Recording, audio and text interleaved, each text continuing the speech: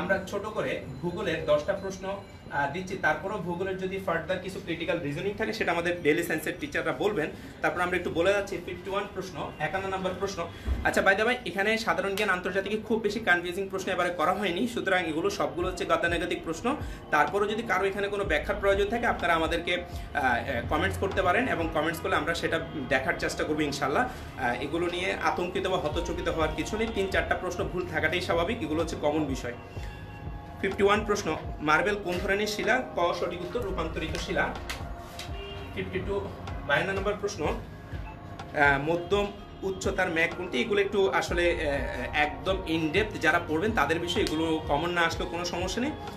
মধ্যম উচ্চতার ম্যাঘ হচ্ছে এখানে যেটা সঠিক উত্তর দিয়েছে, এখানে সঠিক উত্তরটা হচ্ছে ঘ, আমি বলে দিচ্ছি, এটা হচ্ছে স্ট্রোটাস, যেটা মূল নাম হচ্ছে অল্টো স্ট্যাটাস আর অল্টো কিউমুলাস, দুইটা হচ্ছে মধ্যম উচ্চতার মেঘ। আমরা যে কোনো একটা, এখানে শুধু স্ট্রোটাস দেওয়া আছে, সেটাই সঠিক উত্তর। 53 নম্বর প্রশ্নে বলা হয়েছে 2015 সালে প্যারিস চুক্তির সাথে সম্পর্কিত বিষয়বস্তু হচ্ছে জলবায়ু পরিবর্তন। এটা কমন প্রশ্ন, আমরা সবাই জানি, প্যারিস চুক্তিটা খুব ইম্পর্টেন্ট বিষয়। 54 নম্বর প্রশ্ন, বঙ্গবন্ধু দ্বীপ কোথায় অবস্থিত? বঙ্গবন্ধু দ্বীপ সুন্দরবনে অবস্থিত, যেটার পূর্ব নাম ছিল পটনু দ্বীপ, যেটাকে পরবর্তীতে ঢাকা বিশ্ববিদ্যালয়ের ভূগোল বিভাগের professor doctor Shahidul Islam sir সেটার নাম দিয়েছেন বঙ্গবন্ধু দ্বীপ, এখন সেটা বঙ্গবন্ধু দ্বীপ নামে পরিচিত। সেটা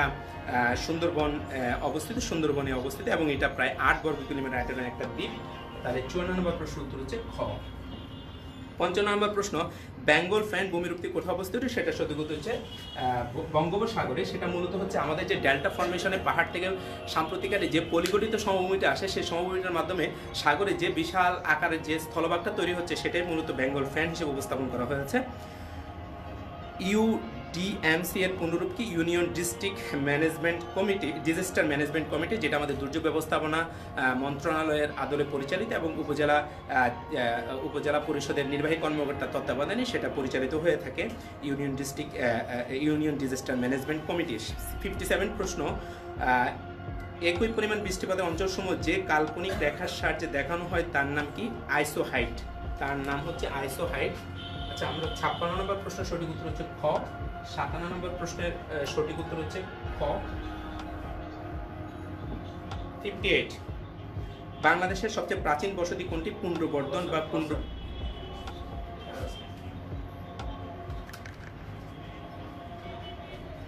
পুন্ড্রবর্ধন, এটা আমরা জানি, এটা হচ্ছে বাংলাদেশ অ্যাফেয়ার্সের প্রশ্ন, এটা বাংলাদেশের জনবসতির একটা প্রশ্ন, এটা জিওগ্রাফি, তো হিউম্যান জিওগ্রাফির অংশ এবং বাংলাদেশ বিষয় বলে বাংলাদেশের প্রাচীন ইতিহাসের অংশ, সুতরাং এটাতে খুব গতানৈতিক বিষয়।